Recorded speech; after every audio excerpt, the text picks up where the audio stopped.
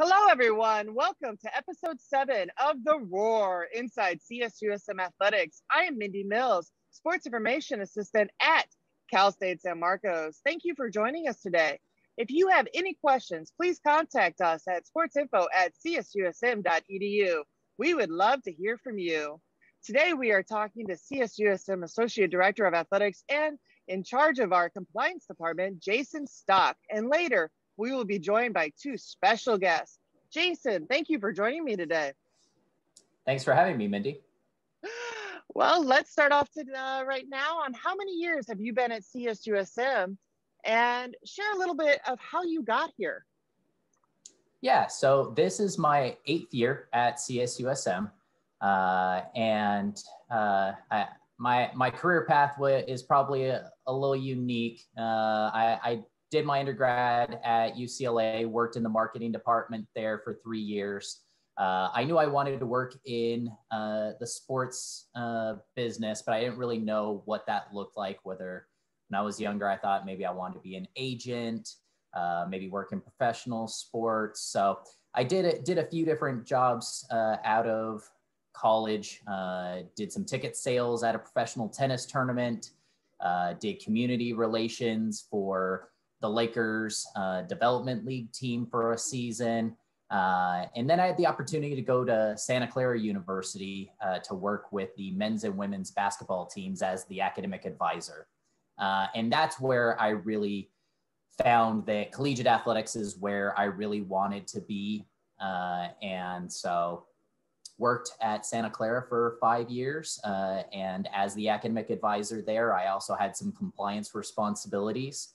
So when this opportunity came up to come to Cal State San Marcos, I jumped at the opportunity. At the time, we were preparing for going through the transition from the NAIA to NCAA Division II. And that was something that was really interesting to me that I wanted to be a part of. Can you describe to me what that process was like, what your role was in that process of going NAIA to Division II? Yeah, so the rule books are definitely different between the NAIA and the NCAA. There's a lot more rules, a lot more regulations in the NCAA. So there was a lot of education involved with that, educating our coaches, educating our staff, educating the campus on what that was, as well as our students. And so a lot of our time was spent educating and preparing for what it would look like if we were in the NCAA. So it was building policies and procedures, building a compliance manual, and really trying to operate like we were already in the NCAA for the first couple years that we were in the transition. So that was a part of the role that I played in that, and that got us here. That was a big celebration day once we were finally accepted to Division II, wasn't it? Absolutely. There were a lot of people who put a lot of hard work into that over a lot of years, and I was grateful to be a small part of that. Excellent. Now, what is your everyday job duties during normal times? What is that like? Yeah, well, during normal times, there'd be a lot more face-to-face interaction with colleagues like you right next door to me, and our students, and that's certainly something that I have missed. But a lot of it is monitoring things like practice logs and keeping track of our contracts, our game agreements with other institutions that we're competing against.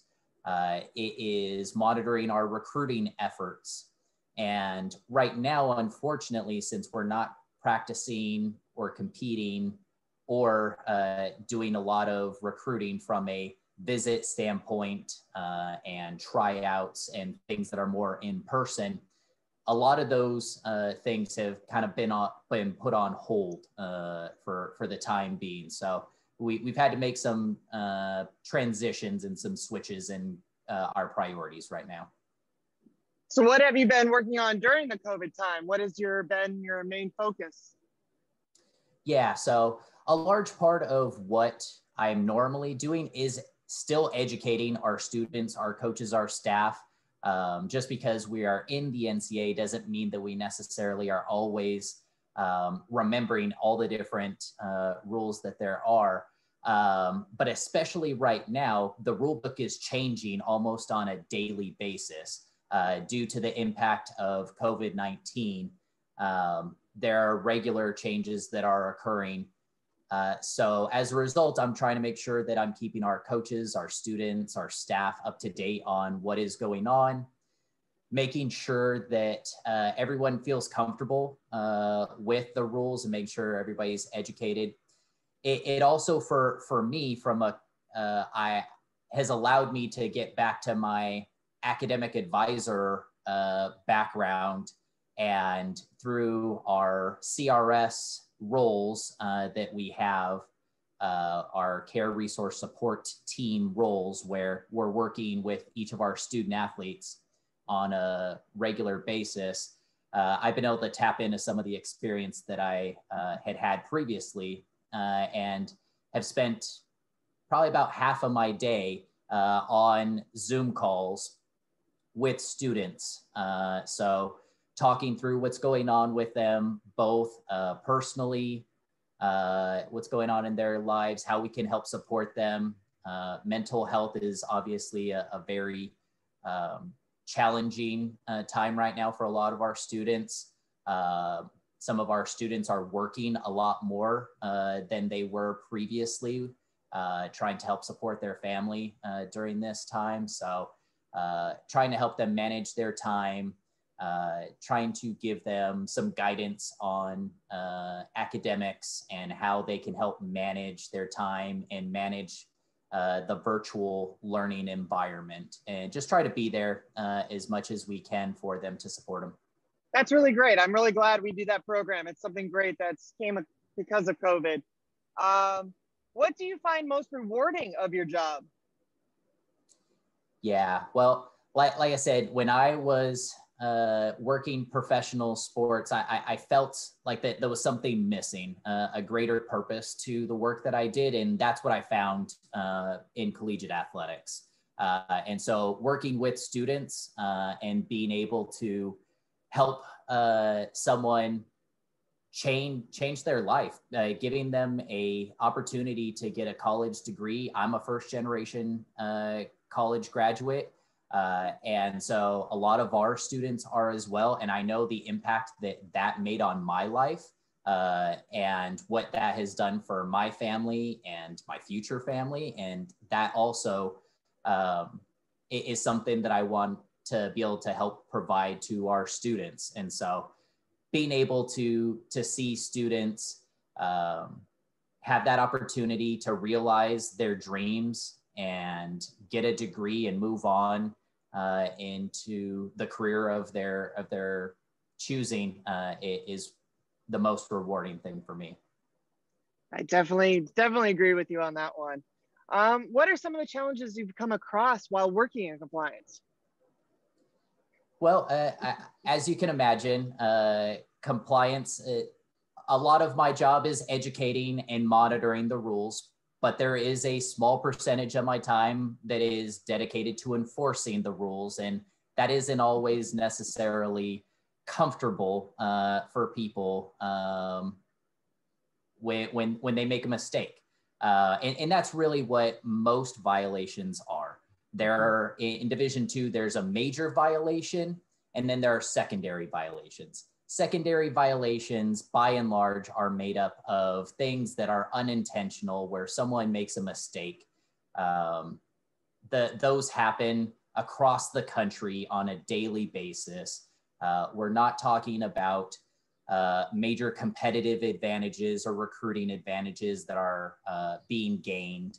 It's really just someone made an error, and that's natural. We all do it. I personally have committed secondary violations, and I know the rule book better than anybody on our campus. So it happens. And so helping people understand that it's okay to make a mistake. But there are still going to be ramifications as a result. And most of the time, if you've got a secondary violation, it's rules education. It's talking about, hey, what happened in this situation? What can we do to make sure this doesn't happen? If we need to put some changes in place as it relates to protocols, we can make those adjustments. But we've got a great group of students, staff, and coaches that are trying to do their best to follow all the rules. And so they get disappointed when they make a mistake. And I'm the same way. I want to be perfect and I want to do everything right, but it's natural that people will make mistakes from time to time. So those conversations can be a little difficult at times. Well, I do have to let you know from my experience, you do a fantastic job on helping us and guiding us. And I have to say that, I reach out to you a lot, asking you the same question probably every couple months. Is this right? Is this right? And you're always so gracious about it. So I really appreciate that. So I want to say thank you for all of us. So yes. What is your favorite? And thank you for your efforts to keep us compliant, because I am one person and we have a big department with a lot of staff and students that I could not do it on my own. That is true. We are a team, aren't we? What is one of your favorite memories while working at CSUSM? Well, I think you touched on it earlier. The day that we got admitted into Division II, there was a sense of pride and relief that there was a weight that felt like what was off of my shoulders, and I think off of a lot of people's shoulders. That was really the what brought me to CSUSM, was that opportunity to be a part of that transition. So the day that happened was definitely a highlight of my career. Yeah. My first day was actually the day we got accepted into the NCAA to begin the process. And then to be there when we made it, I agree with you 100%. It was an amazing feeling to feel that as a team, that we really are. We are a family, that is for sure. Occasionally you have been asked to travel with teams on the road. Do you have any great memories of that or experiences that you can share with us today?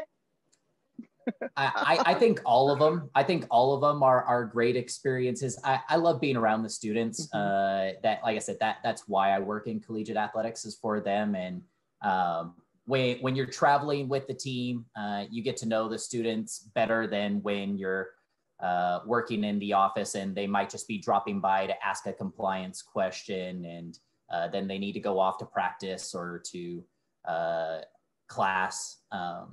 So when you're on the road, there's a fair amount of downtime. And so you get to spend times, whether it's on a long bus trip or a long flight, whether it's hanging out in the hotel rooms, and just being there to support them. And so I certainly enjoy all of those times. I do as well. I love traveling with the teams when I get the opportunity. Now we are going to be joined by our special guests, Matt Arms and Wes Haley. Can you guys turn on your cameras for me now? Hi guys, how's it going? I believe you're muted. Oh, we're having some audio trouble. Oh, there we go. How are you? I'm fantastic. Matt, how you doing? Can you hear us?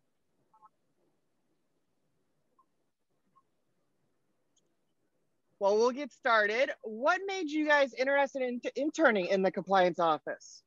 Do you want to start, Wes? Yeah, sure. I can go first. So I currently attend the University of San Diego School of Law, and the opportunity came to me through the Sports and Entertainment Law Society. And when I saw it, I just kind of jumped at it. I have always had a connection to college sports. My brother was a college athlete, and when I was at University of Southern California, I worked as an equipment manager for the football team.